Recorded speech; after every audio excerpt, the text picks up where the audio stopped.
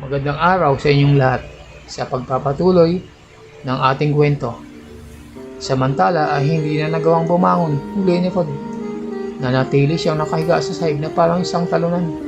Wala na siyang magagawa, kundi ang humiga na lamang habang naririnig ang mga bulungan ng pinakamamahal niyang asawa na ngayon ay harap-harapan siyang pinagtataksilan. Tumulo ang kanyang mga luha sa mga sandaling yun. Helen, bakit? Ang pag-iyak ni Rod. Patuloy pa rin sina Helen at Troy sa kanilang ginagawa. O Troy, sambit ni Helen. Sige Helen, magpakasarap ka para marinig ng mister mo na mas magaling ako sa kanya. Ilang sandali pa ay, eto na ako Helen. Pasigaw na sabi ni Troy. Sige. Sagot naman ni Helen na halos mawala na sa sarili at walang pakialam na nasa ibaba lang ang kanyang mister na nakahiga sa sahig. Eto na, sigaw ni Troy. At bumulwak na nga ang dapat bumulwak. Hapong-hapo at pawis silang pareho. Nang mapawi na ang init at bugli sa katawan ni Helen ay para siyang natauhan. Bigla niyang naalala si Rod na nakahiga pa rin sa sahig. Rod!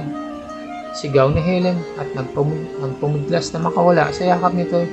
Agad nang tumayo si Helen at hinayaan na lamang siya ni Troy. Agad nang bumaba siya sa kama at pinuntahan ang kanyang mister na nakahiga sa sahig.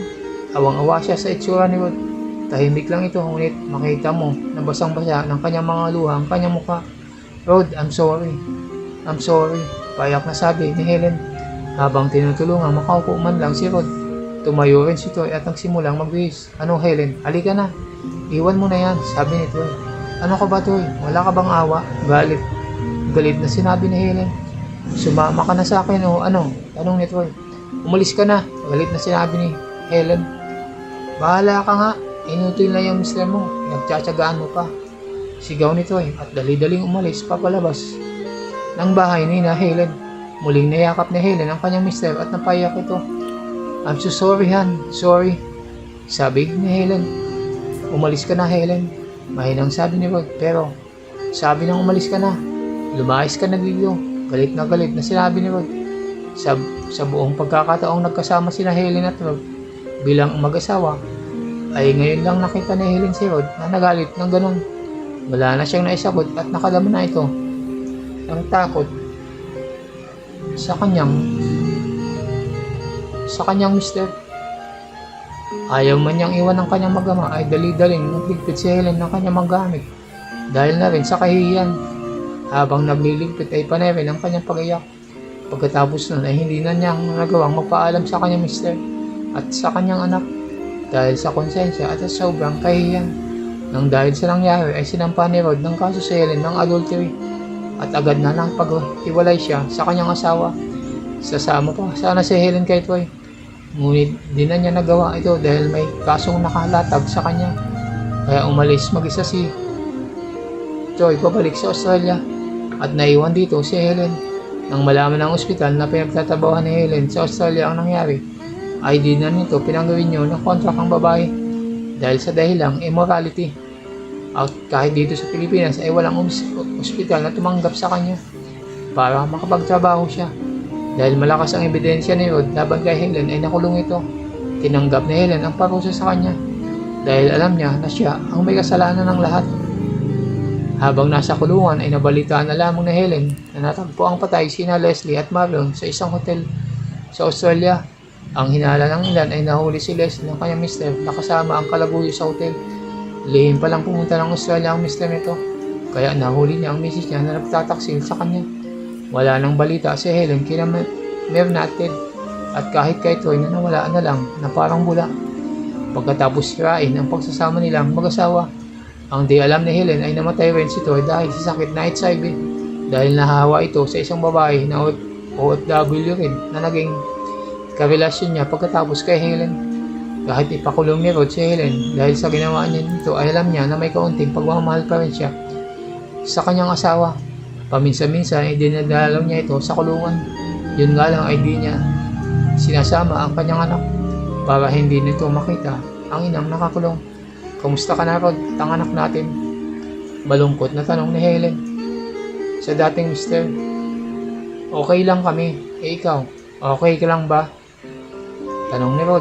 Ito, bawat araw ay nagsisisi sa aking ginawang kasalanan. Kung naging tapat lang sana ako. Rod, di mo ba talaga ako mapapatawad? Sabi ni Helen na halos mapapaiyak. Napatawad na kita, Helen. Pero di na may babalik pa ang pamilya natin. Bahala na. Panahon na lamang ang mga pagsabi, sagot ni Rod. Pero ang anak natin, paano siya? Lalaki siyang walang kinikilalang ina. Meron, Helen, pagkasabi ni Rod ay siya namang pagdating ni June, ang kapatid ni Helen. Lumapit ito sa kay Rod at hinalatan ito sa labi. Jane, gulat na gulat, nasabi ni Helen, oo ate. Sorry, pero kahit ako ay naawa kay Rod dahil sa ginawa mo. Alam mo bang, minsan ay muntik na rin kaming dalawa mahulog sa tukso habang nandun ka. Ngunit mahal na mahal ka ng mister mo at ako ang saksi kung paano siya naging tapat sa'yo. Sabi ni Jane. Natapos na ang oras ng pagdalaw kaya nang nagpaalam na si Rod at Jane kay Helen, tumulo na lamang ang luha sa mga mata ni Helen habang papalayo ang kanyang mister at ang kapatid nito. Ngunit wala man siyang magagawa dahil hindi na niya may babalik ang nangyari. Inamin niya na kasalanan niya ang lahat. Kung hindi lang sana siya naging marupok, maganda na sana ang buhay nilang mag-asawa. Kung hindi lang sana siya kumagat sa tukso. Hanggang dito na lang muna at ito na ang pagwawakas ng ating kwento. Sana ay kinapulutan nyo ng aral ang kwentong ito na kailanman ang pagtataksin ay hindi sagot sa iyong pangungulila. Kung nagustuhan nyo ang kwento sa araw na to, ay huwag kalimutan mag-subscribe, like at comment para updated kayo sa mga susunod pang mga videos. Hanggang sa muli, maraming salamat.